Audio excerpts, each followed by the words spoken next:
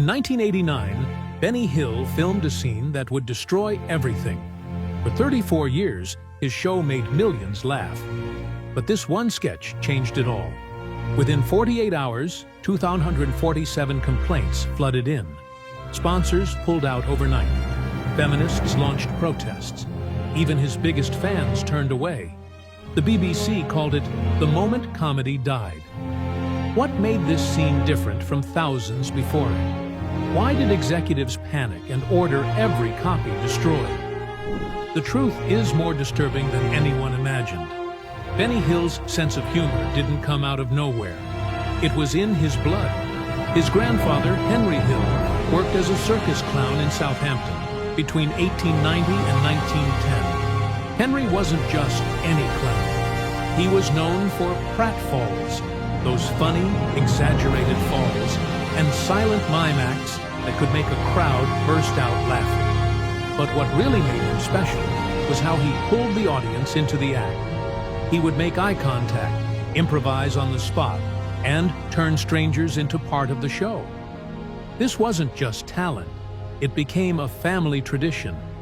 Benny's father, Alfred, joined the circus at 16 and continued the legacy. Their small flat above a butcher's shop wasn't just a home. It was a training ground. It was here that the Hill family's comedy roots grew even deeper, laying the groundwork for everything Benny would later become. Sunday afternoons in that cramped flat were anything but quiet. Alfred would turn the living room into a comedy classroom. From the age of 8, Benny learned the art of falling without getting hurt, matching facial expressions to punchlines, and using everyday furniture as props. It wasn't just play, it was practice. Alfred drilled him with routines, and Benny copied every move. Timing was everything, and even the creaky floorboards and meat smells from the butcher shop became part of the atmosphere that shaped his imagination. What started as father-son bonding became a full-blown comedy education.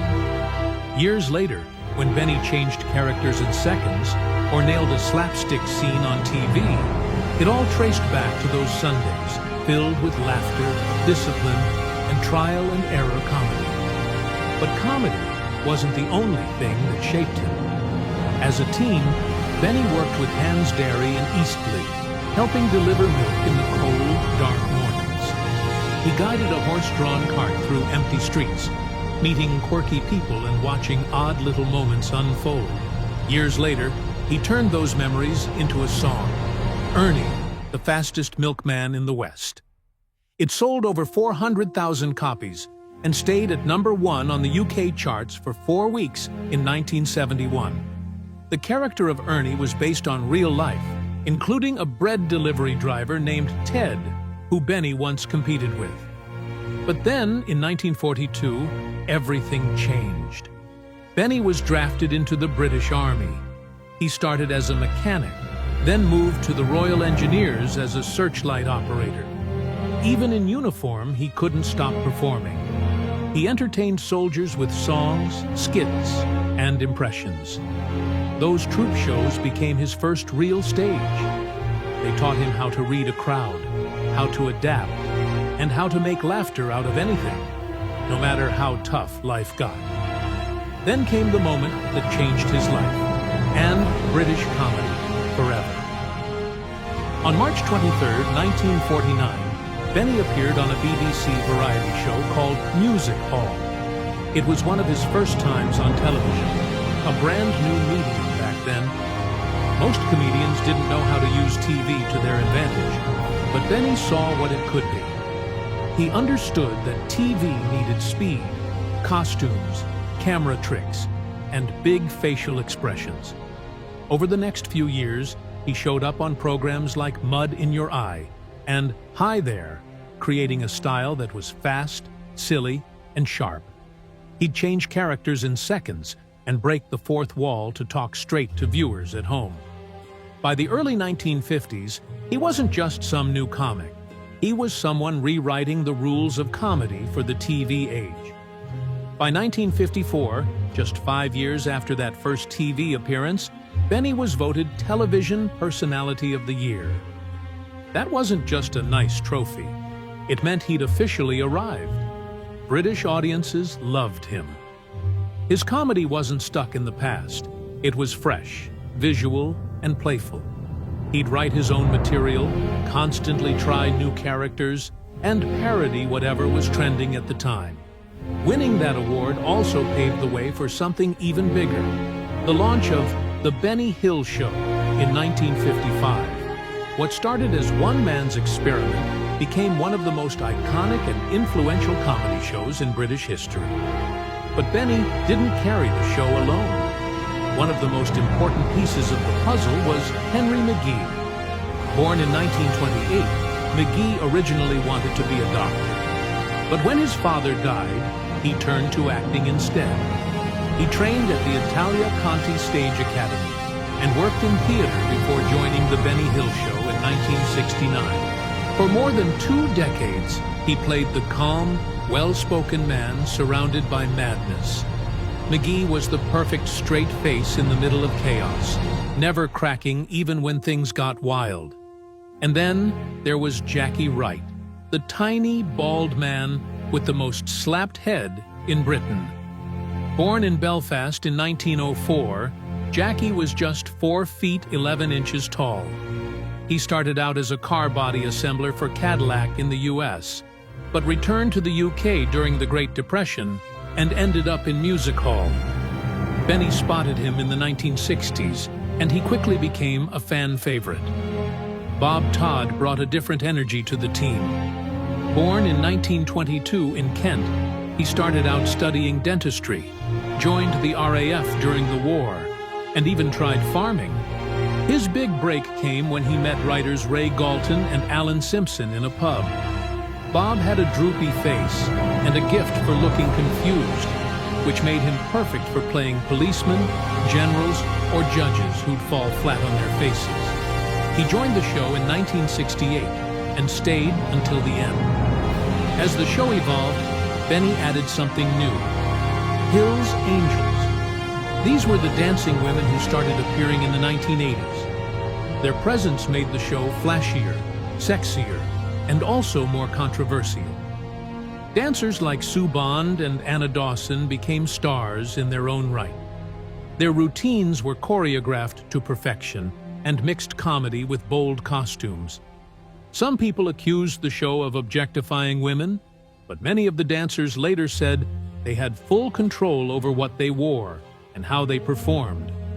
What kept all of this working, though, was Benny's unique way of casting people. He didn't care much about traditional acting or fancy dialogue. He wanted performers who could fall down, pull faces, dance, and react fast. He often chose dancers or regular folks with good timing over trained actors. That's how he found stars like Jackie Wright and Bob Todd. Even the Angels were picked for how well they moved and reacted on camera. On January 15, 1955, Benny Hill changed British television forever. His new show on BBC One wasn't loud or offensive. In fact, the early episodes were quite tame, but they were smart, funny, and fresh. Hill mixed silly slapstick with clever wordplay and a dash of cheeky humor. He joked about politicians and poked fun at authority, something you didn't see often on TV back then. Benny didn't just act in the show, he wrote it too. That gave him full control over the comedy. Audiences noticed. They kept coming back. By the end of the first year, the show was a smash hit. What the BBC had taken a chance on quickly became one of the most talked about programs in the country. Years passed, and the show kept growing. Then came December 27th, 1971. It was the night of the Christmas special, and a moment that made history. Over 21.1 million people tuned in. That was more than a third of the UK population. For one night, Benny Hill had united the entire country around their TVs. People of all ages laughed at the wild chase scenes, the funny sound effects, and the guest stars that made it all feel like an event. And it wasn't just a fluke. Throughout the 1970s, Benny Hill was a ratings king. But that Christmas night, that was the peak. It proved that comedy didn't need to divide people. It could bring them together, even during the holidays. By 1969, the show moved from the BBC to Thames Television. That's when things really took off. The new setup gave Benny more freedom and a bigger budget. The sketches became more visual, the jokes quicker, and the sets much more polished. He created famous characters like Fred Scuttle and introduced the Hills Angels, a group of glamorous dancers who added flair to the comedy. Over the next 2 decades, they made 58 one-hour specials. Each one felt like a mini-movie. Benny wasn't rushing. The show had no fixed schedule. He took his time and made sure each episode was just right. That freedom let him deliver some of his best work. Soon, it wasn't just Britain that was laughing. By the late 70s and early 80s, The Benny Hill Show was airing in 93 countries. His brand of humor didn't rely on words. It was slapstick, silly faces, and physical gags. Things that made people laugh no matter what language they spoke. Thames Television was making $26 million a year just from overseas sales. In America, the show aired late at night and became a cult favorite. Even countries like Japan, Germany, and Australia bought the tapes. Some even said Benny was more famous abroad than at home. The show's reach was incredible. It proved that British comedy could go global. Even though critics didn't always take him seriously, the awards started rolling in. In 1972, Benny won a BAFTA for Best Writer. Then, in 1980 and 1981, the show got Emmy nominations in the U.S., a rare honor for a British variety show. In 1984, it took home the Rose d'Or, one of Europe's most respected TV prizes. People finally saw what his fans had always known. Benny Hill was a comedy genius, and even though his humor was sometimes called lowbrow, the best minds in the industry couldn't deny his talent. Behind the scenes, the work was intense. One 30-minute episode took 6 full days to film. Most shows wrapped up in a day or two, but not this one.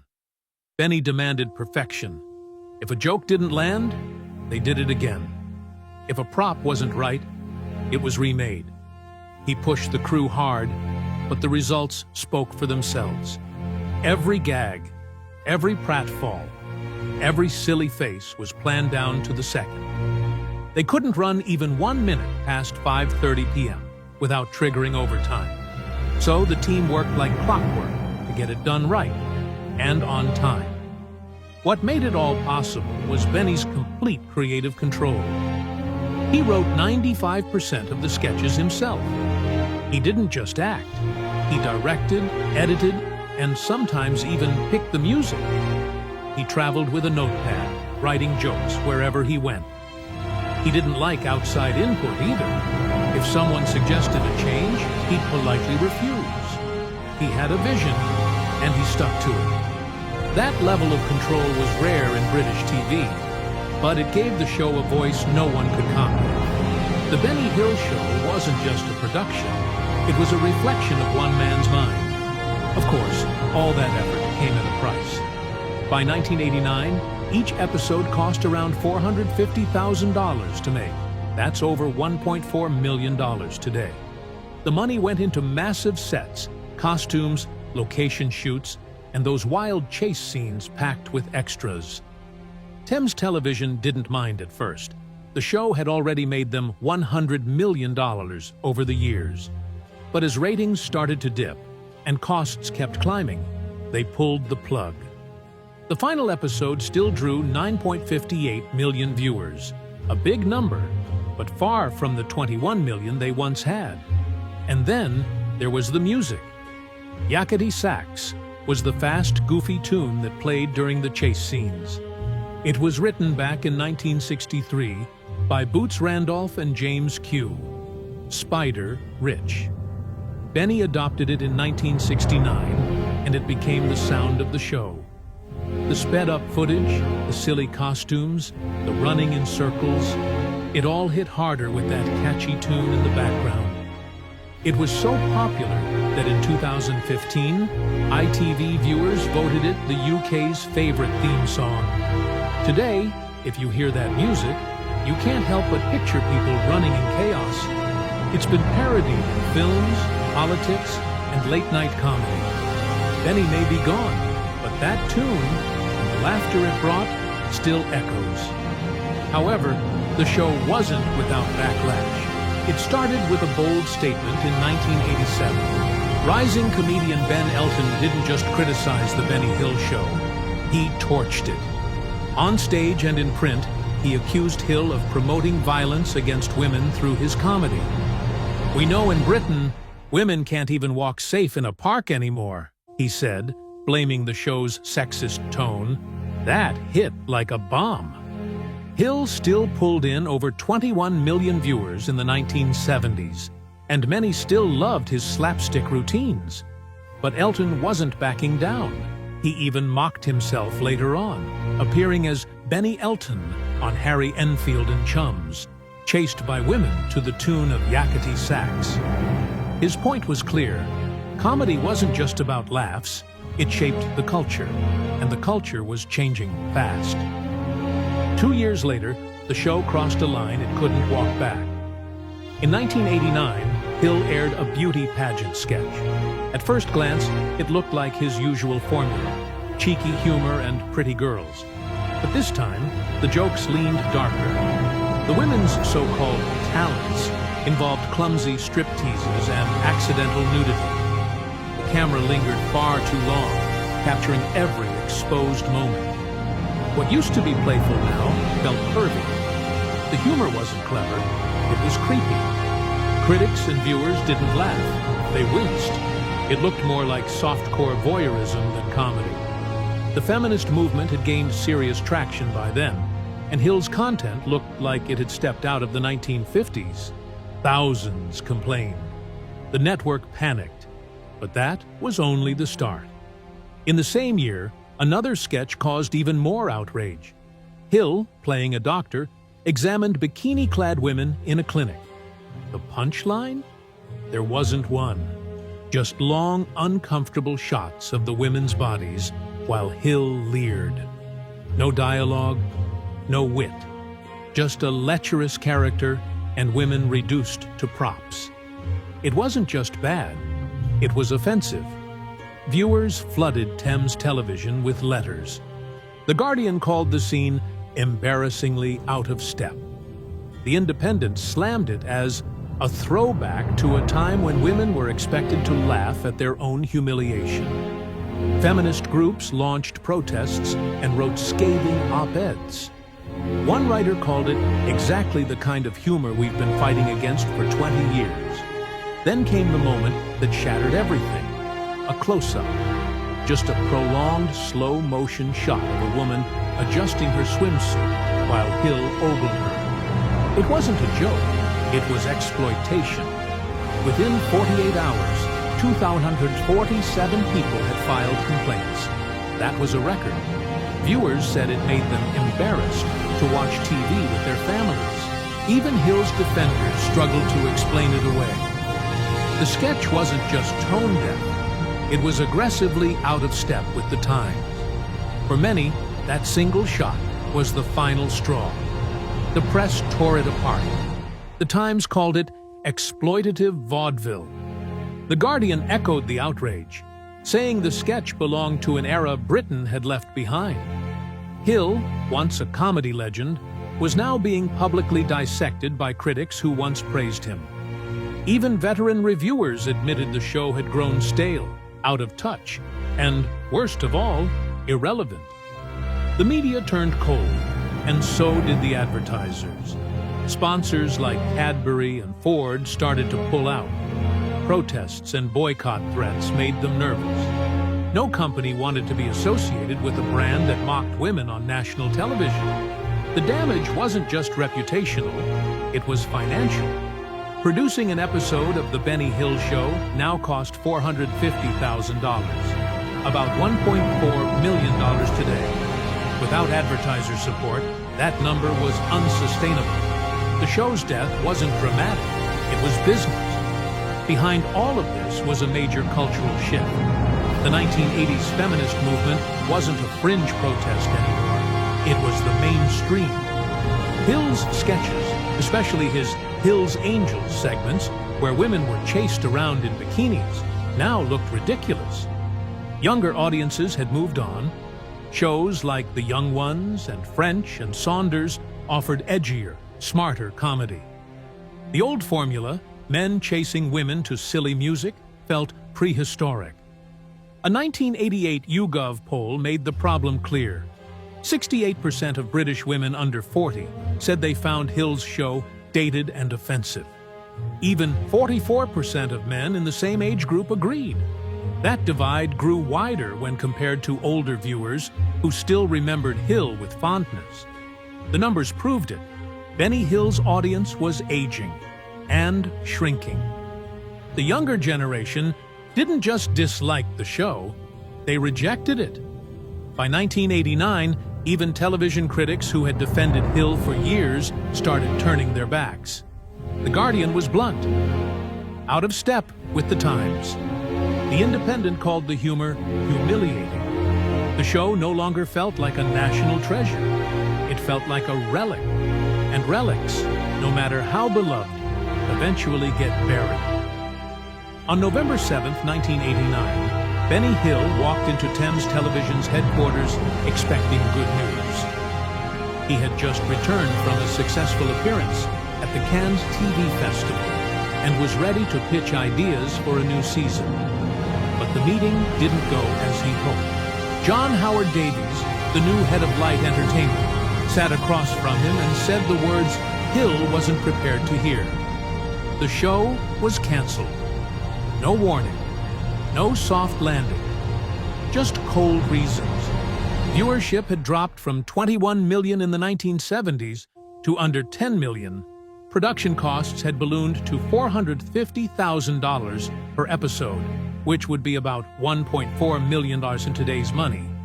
And the humor was now considered outdated. Hill, 65, was stunned.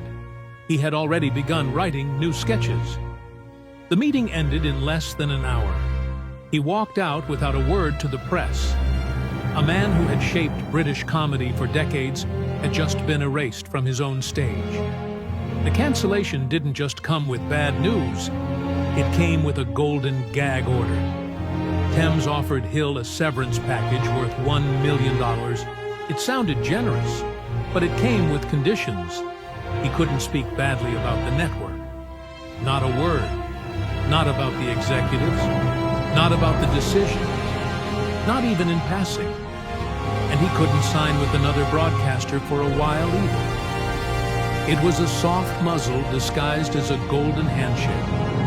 Hill took the money, but behind closed doors, he was heartbroken. He told friends, they've killed comedy. For a man who had been with Thames since 1969, it felt like betrayal. That silence clause stayed in place until the day he died in 1992. He never got to publicly defend himself. What made things worse was what Thames did next. Quietly, without any public notice, they ordered the master tapes of his final 1989 season to be destroyed. Gone. Erased.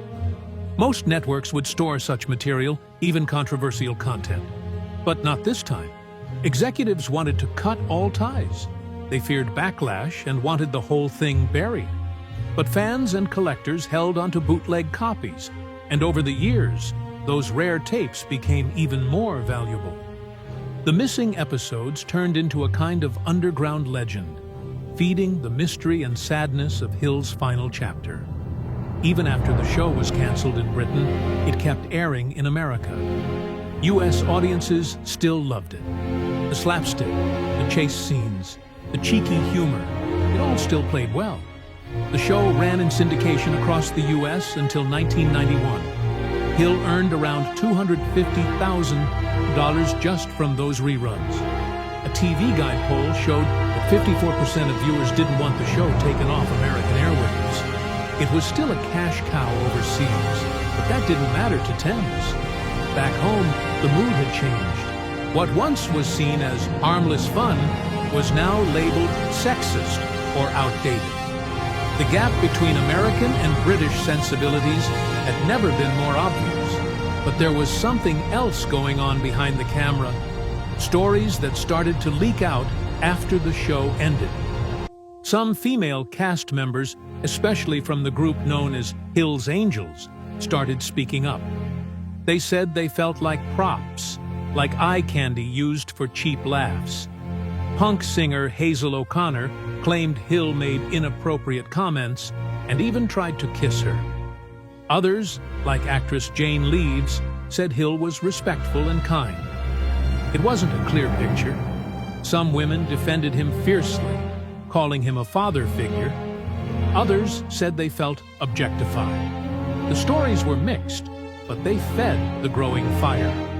The show that once ruled British comedy was now being pulled apart by shifting values and uncomfortable truths.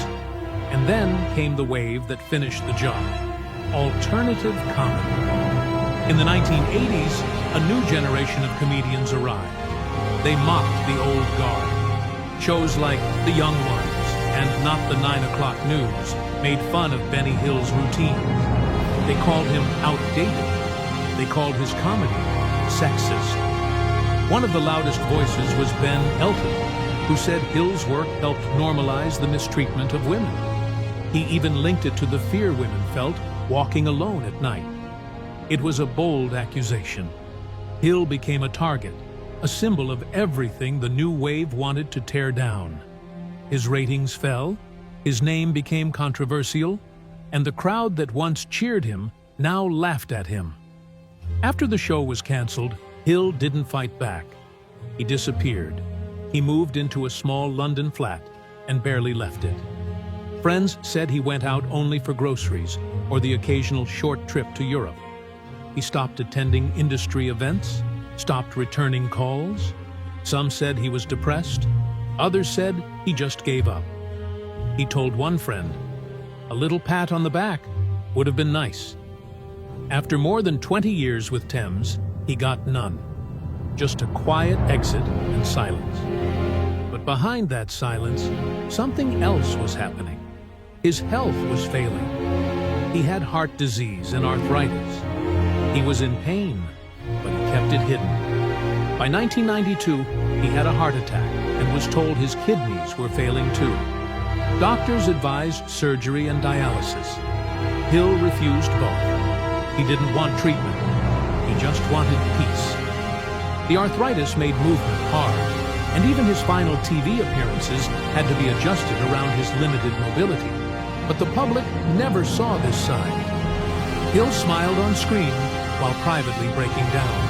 He had one last chance. In 1991, a new show was planned, Benny Hill's World Tour. Only one episode, Greetings from New York, was completed. It became his final performance. Other offers came in.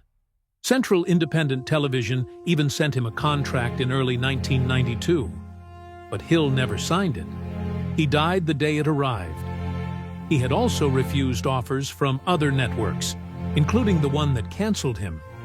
Maybe he didn't want the spotlight anymore. Maybe he didn't trust the industry. Or maybe he just knew the world had moved on. On April 20th, 1992, Benny Hill was found dead in his flat. He was 68. 2 days earlier, he had been sitting in his armchair watching TV. That's where he died, alone. His body was discovered only after neighbors complained about the smell. His friend and producer, Dennis Kirkland, climbed a ladder and looked through the window. There was Hill, surrounded by unopened letters and stacks of old videotapes. The cause of death was coronary thrombosis, a heart attack caused by a blood clot. He had been dead for 2 days. A man who once brought laughter to millions passed away quietly, unseen and forgotten.